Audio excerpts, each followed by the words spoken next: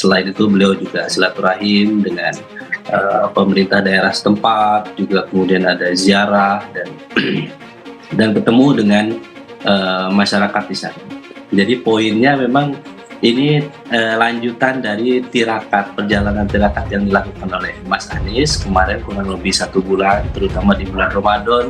Beliau menyapa secara khusus para ulama, ya, para kiai di berbagai daerah, terutama di Jawa Tengah dan Jawa Timur. Beliau langsung meminta masukan, saran, lebih banyak mendengar, menyerap aspirasi dari para tokoh, alim ulama, ya habaib di sana, dan ini sangat luar biasa ya. Ini harusnya ditelusuri gitu loh. Ya, kok sampai tega-teganya melakukan hal ini, ya. Untuk urusan khilafah, silahkan dibahas dengan para kiai. Untuk urusan yang lain, silahkan dibahas dengan kelompok yang lain. Tetapi ini masalahnya adalah terlalu banyaknya, terlalu detailnya orang-orang yang sengaja melakukan cipta kondisi untuk pembunuhan karakter atau karakter assassination kepada Pak Anies Baswedan.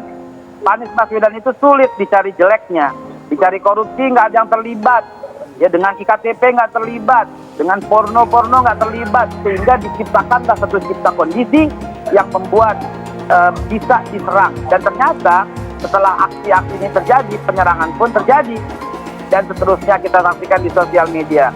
Jadi dengan amat sangat kentara kita bisa melihat bahwa ini adalah sebuah cipta kondisi, sebuah karakter assassination, sebuah hal yang patut diduga ada dalang dan biang keladinya yang menggiring. Bagi beliau ini seperti perjalanan spiritual, dan kemudian perjalanan mendengarkan jeritan aspirasi masyarakat langsung tanpa ekspos media. Jadi baru kemarin mungkin ada ekspos media, tapi sebelumnya beliau laksanakan memang tanpa ekspos media. Seperti misalnya beliau berkunjung ke beberapa ulama ya, yang Gus Baha misalnya, beliau diterima 2,5 jam. Kemudian diterima oleh keluarganya, sangat welcome. Jadi ini cara Pak Anies ya untuk memperlakukan para kiai, para alim ulama di sana, tidak untuk kepentingan sekedar politik, tetapi betul-betul mendengarkan aspirasinya para kiai. Bagian sebenarnya label-label itu realitanya tidak terjadi. Tidak terjadi. Bahwa kemudian dia dibilang politik identitas, dalam pemikiran saya identitas itu kan semua kita punya identitas ya, dari sisi suku, marga, dan bahasa, bahkan dari sisi filosofi pemikiran dan lain sebagainya. Kita juga ada identitas-identitas yang misalnya contoh, konon Ganjar misalnya filosofi identitasnya adalah Soekarnoisme misalnya, Prabowo misalnya NKRI.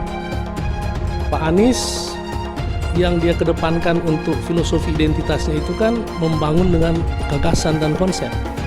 Saya kira itu hal-hal yang baik semua kan. Tapi kemudian itu menjadi sesuatu tidak baik ketika dipolitisir atau dipolitisasi untuk menjelekkan atau untuk mendiskreditkan orang lain dan lain sebagainya. Tetapi kalau itu dialamatkan ke Pak Anies, dalam pengalaman saya tidak pas gitu, karena tidak terjadi itu. Strategi pecah belah Anies NU. Tak ada masalah Anies dengan Nahdlatul Ulama NU, begitu juga sebaliknya. Tidak ada masalah NU dengan Anies, karena Anies mau nyapres, dibikinlah masalah. Ada pihak-pihak tertentu yang adu domba Anies dengan warga NU. Provokasinya dahsyat sekali, pintu masuknya menggunakan Habib Rizik FPI dan HTI. Di Pilgub DKI 2017, Anies didukung Habib Rizik Syihab, padahal Agus Harimurti Yudhoyono AHY juga didukung oleh Habib Rizik. Habib Rizik mendukung siapapun yang jadi lawannya Ahok karena Ahok menista agama. Tidak hanya Habib Rizik, Kiai Ma'ruf Amin, ketua MUI saat itu, juga tidak suka dengan Ahok. Ini kemudian terbukti di pengadilan. Ahok menista agama dan dipidana 2 tahun penjara. Sampai di sini Anda paham? Habib Rizik mendukung calon muslim. Calon muslim di Pilgub DKI ada 2 pasang, yaitu Anies Sandi dan AHY Silviana Murni. Dukungan Habib Rizik inilah dijadikan pintu masuk untuk stigmatisasi radikal atau kelompok Islam garis keras terhadap Anies. Kenapa tidak menuduh Sandiaga Uno? Karena Sandiaga Uno sudah bergabung dan menjadi menteri. Kenapa tidak menuduh AHY dan Silviana Murni? Karena pasangan ini kalah. Coba kalau pasangan ini yang menang, maka bukan Anies yang dituduh radikal, tapi AHY dan Silviana Murni. Itu pun kalau AHY punya potensi nyapres. Kalau tidak, buat apa capek-capek siapin buzzer untuk membuat stigma radikal pada AHY? Buang-buang uang.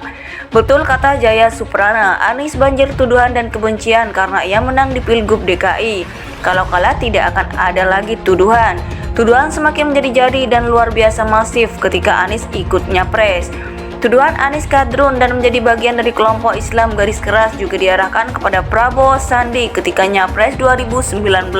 Coba renungkan, dari mana pula bisa menuduh Prabowo dan Sandi itu kadrun dan Islam garis keras? Ini karena mereka nyapres.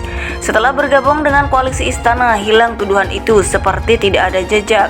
Apalagi sekarang dukungan Istana diarahkan ke Prabowo, enggak kadrun lagi. Kadrun atau tidak itu bergantung dia nyapres atau tidak, jadi kawan atau lawan.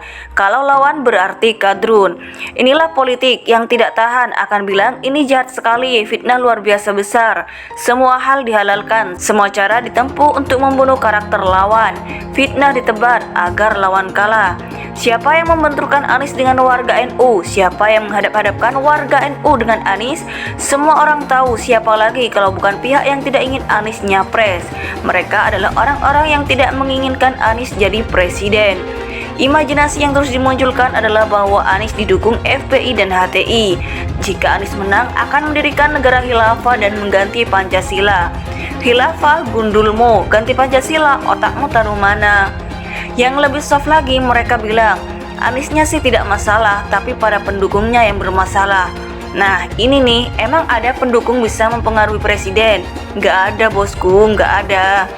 Pokoknya Anies mau mendirikan khilafah, ini berbahaya sekali, maka jangan dipilih.